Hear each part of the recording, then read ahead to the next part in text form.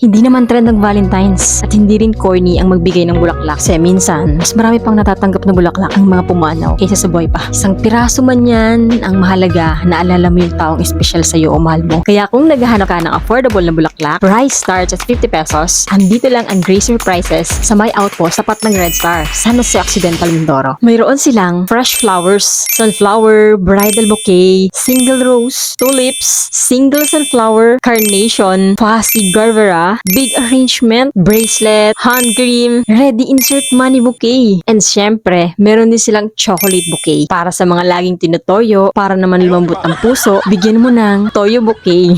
At iba pa. Ilalagay ko sa comment section ang picture and price ng lovely flowers nila. For inquiries and reservation, nasa screen ang Facebook account nila and contact number nila. Follow, like, and share nyo na rin sila. Hindi lang to negosyo, passion to. To help other people kung paano mapasaya ang taong mahal nila in a simple way. God bless, mate, and always save your energy on what truly matters. Ikaw, mate, ready ka na ba para sa Valentine's Day?